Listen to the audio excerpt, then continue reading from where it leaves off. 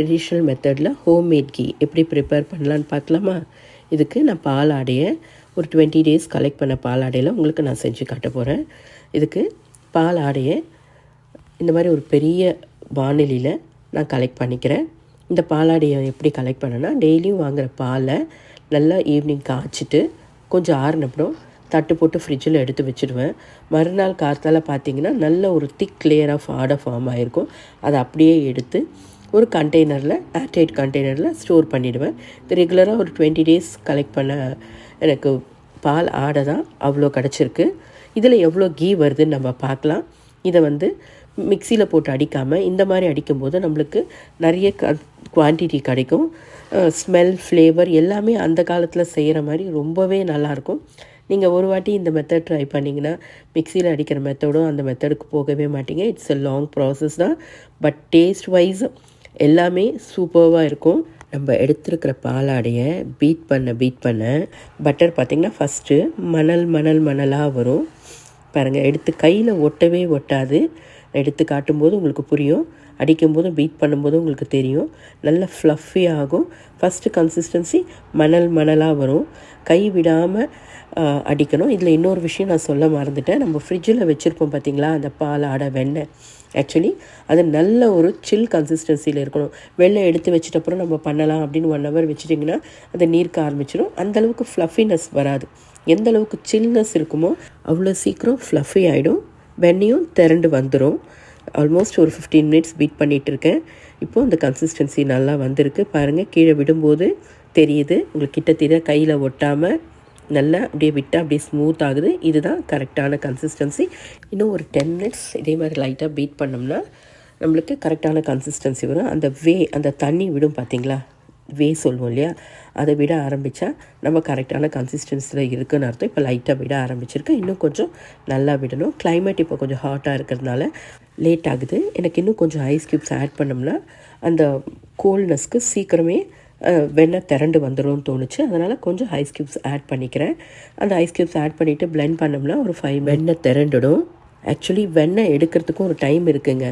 கார்த்தால் 6க்கு முன்னாடி எடுப்பாங்க. அப்போ தான் அது ஃப்ளஃபியாக நல்லா இருக்கும்னு சொல்லுவாங்க. இல்லை பொழுது சாஞ்ச அப்புறம் தான் வெண்ணெய் எடுப்பாங்க. இது பாட்டி காலத்துலேருந்து இப்படி சொல்லுவாங்க. நாங்களும் அப்படி தான் ஃபாலோ பண்ணுறோம் இது வரைக்கும். ஆல்மோஸ்ட் முடிஞ்சிடுச்சு. இன்னும் ஒரு 2 to 3 minutes நம்ம பிளெண்ட் பண்ணோம்னா முடிஞ்சிடும். பாருங்கள், திருப்பி எடுத்து காட்டும்போது உங்களுக்கு புரியும்னு நினைக்கிறேன். கைக்கு ஒட்டவே ஒட்டாது. இவ்வளோ நேரம் நம்ம பிளெண்ட் பண்ணிகிட்டு இருக்கோம்.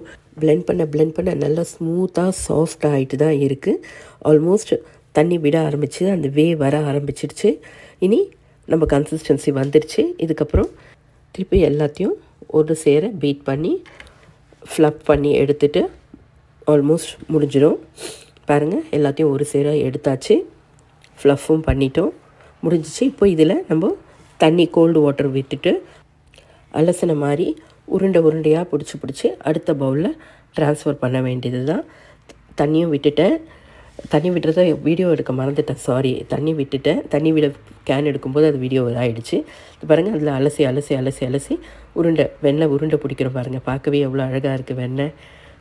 இந்த மாதிரி உருண்டை பிடிச்சி அலசுகிறோம், உருண்டை பிடிக்கிறோம். இந்த தண்ணியிலே அலசி உருண்டை பிடிச்சி எந்த கடாயில் நான் நெய் பண்ண போகிறேன்னு கீ, அந்த கடாயிலே உருண்டை பிடிச்சி எடுத்து வச்சாச்சு.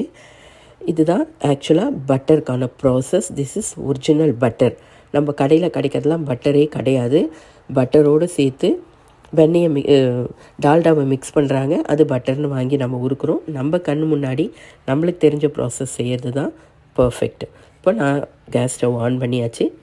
இந்த நம்ம ரெடி பண்ண பட்டரை கீ பண்ணுறதுக்காக எடுத்து வச்சுருக்கோம்.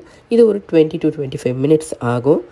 ஸ்லோவாக இது அப்படியே ஃபுல்லாக உருக ஆரம்பித்து ஃபுல்லாக பொங்கும். எனக்கு தெரிஞ்சு அந்த கடாய் ஃபுல்லாகவே வரும் பாருங்கள். மெல்ட் பண்ண ஆரம்பிச்சிருச்சு. கொஞ்சம் கொஞ்சமாக மெல்ட் ஆகி ஃபுல்லாக வரும். அந்த மெல்ட் ஆகிறப்பறம் நம்ம கரண்டி வச்சு கலர வேண்டியது தான். அவ்வளோதான் வேலை. ஃபஸ்ட்டு ஃபுல்லாகவே வெண்ணெயை திரட்டி வைக்கணும். அடுத்தது திரட்டின வெண்ணெயை இந்த மாதிரி கடாயில் வச்சு ஃபுல் ஃபயர்லேயே வச்சு கிண்ட வேண்டியது தான். கைவிடாமல் கலரணும். பட் ரொம்ப அடிப்பிடிக்கும் அப்படியெல்லாம் கிடையாது. ரெகுலராக கலர மாதிரி கலரிட்டே இருக்க வேண்டியது தான். பாருங்கள், ஆல்மோஸ்ட் கடாய் ஃபுல்லாகவே ஆகிடுச்சு, பொங்க ஆரம்பிச்சிருச்சு. அந்த டைமில் நான் ஸ்டிர் பண்ண ஆரம்பிச்சிட்டேன். பாருங்கள், நல்லா ஸ்டிர் பண்ணிகிட்டே இருக்க தான் போகிறோம். இது கொஞ்சம் லாங் ப்ராசஸ் தாங்க. எடுத்த உடனே போயிட்டு கடையில் வாங்குற மாதிரி இமீடியட்டாக வராது. இல்லை நம்ம கடையில் வாங்குகிற பட்டர் மாதிரி போட்டோன்னே உருக்கணுன்னு வெண்ணெய் ஆகி நெய் ஆகிடாது. இட்ஸ் லிட்டில் பிட் ப்ராசஸ் தான், but the result will be ultimate. நான் வந்து எங்கள் வீட்டு பிள்ளைங்களுக்காக கொடுக்குறோன்றதுனால நாங்கள் இந்த மெத்தட் மட்டும்தான் ஃபாலோ பண்ணி ப்ரிப்பேர் பண்ணுறோம். ஒன்ஸ் ரெடி பண்ணால் 6 months வரைக்கும் நோ டால்டா போகாது, நோ ப்ரிசர்வேட்டிவ்ஸ், ஹெல்த்தி கீ.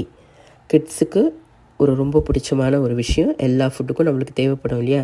பாருங்கள், ஃபுல் ஆகிடுச்சு. இது அப்படியே சிம்மர் ஆகி எவ்வளோ குவான்டிட்டி வருதுன்னு பாருங்கள். அப்படியே தழைய இருக்குது, பட் அப்படியே குறைஞ்சு கம்மி ஆகிடும்.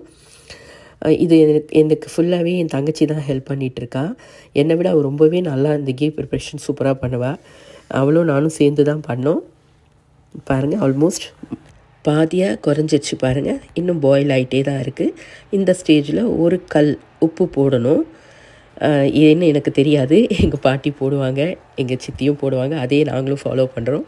போட்டுட்டு விட்டுடணும். திருப்பியும் அதே மாதிரி கொதிச்சுக்கிட்டே இருக்கணும். திருப்பி ஒரு 15 minutes கொதிச்சுன்னு வச்சுக்கோங்க. இந்த மாதிரி ஒரு கன்சிஸ்டன்சி வந்திருக்கும். அப்போது நம்மளுக்கு தெரியுது பட்டர் எல்லாம் உருகி நெய் வர ஆரம்பிச்சிடுச்சு. கலர் மாறி இருக்குது பாருங்கள். ஃபஸ்ட்டு லைட் கலர் இருந்தது, இப்போது லைட் ப்ரௌன் ஆகிருக்கு. இன்னும் டார்க் ப்ரௌன் கலர் ஆகணும். இன்னும் ஒரு 10 minutes ஆகும். இப்போ கிண்ட வேண்டிய அவசியமே கிடையாது. ஆல்மோஸ்ட் நம்மளுக்கு கம்மி ஆகிடுச்சு கிண்டுற வேலைலாம். நம்ம சிம் பண்ணி விட்டுட்டு கேஸ் பக்கத்தில் நின்னால் மட்டும் போதும். எங்கேயா ஒரு ஷாப்பிங் போனால் கால் கடுக்க வெயிலில் நிற்கிறோம் இல்லையா? என் கேஸ் பக்கத்தில் நிற்கிறதுக்கு என்ன கஷ்டமாக சொல்லுங்கள். நம்ம வீட்டுக்கு நம்ம பிள்ளைங்களுக்கு தேவைன்னு அப்படின்னு நினைக்கும்போது ஒரு சாட்டிஸ்ஃபேக்ஷனோடு பண்ணுறோம். ஆத்ம திருப்தின்னு ஒன்று இருக்கும் இல்லையா? அந்த மாதிரி முடிஞ்சிச்சு. சிம் பண்ணிக்கிட்டே இருக்கும். கீ இன்னும் நல்லா தெளிஞ்சு வந்துட்டுருக்கு பாருங்கள். ஆல்மோஸ்ட் தெளிஞ்சிருச்சு. அந்த பட்டரோட செக்மெண்ட்ஸ் எல்லாமே கீழே தங்க ஆரம்பிச்சிருச்சு. இன்னும் ஒரு 5 to 10 minutes அதே மாதிரி இருந்தாலே போதும். கீ நல்லா கொதிச்சு கலரும் மாறிப்போச்சு. இந்த டிரான்ஸ்பரண்ட் கலர் நல்ல ப்ரௌன் வந்துடுச்சு. நம்ம கீயோட கலர் வந்துடுச்சு. கேஸும் ஆஃப் பண்ணிடுறோம். அந்த தணல்லையே இருக்கட்டும். முருங்கை இலை வீட்டில் இருந்தது, செடியில் பறிச்சிட்டு 2 இலை போட்டோம். அப்படி முருங்கை இலை இல்லாதவங்க கருவேப்பிலை போடலாம். அந்த ஸ்மெல்லும் நல்லாவே இருக்கும். இது ஃபுல்லாக செட்டில் டவுன் ஆனப்புறம் நம்ம ஃபில்டர் பண்ணிக்கலாம். பாருங்கள், அப்படியே விட்டுட்டோம். ஒரு 5 minutes 10 minutes செட்டில் டவுன் ஆகிடுச்சு, கூல் ஆகிடுச்சு. நம்ம வாங்க பாத்திரத்தில் ட்ரான்ஸ்ஃபர் பண்ணிக்கலாம். ஃபில்டர் பண்ணி ஒரு வடிகட்டி வச்சு ஃபில்டர் பண்ணிட்டோம்.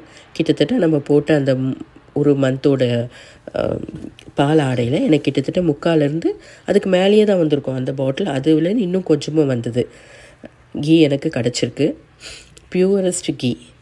அதுக்காக டைம் ஸ்பெண்ட் பண்ணுறது தப்பே இல்லை. முடிஞ்சிருச்சு.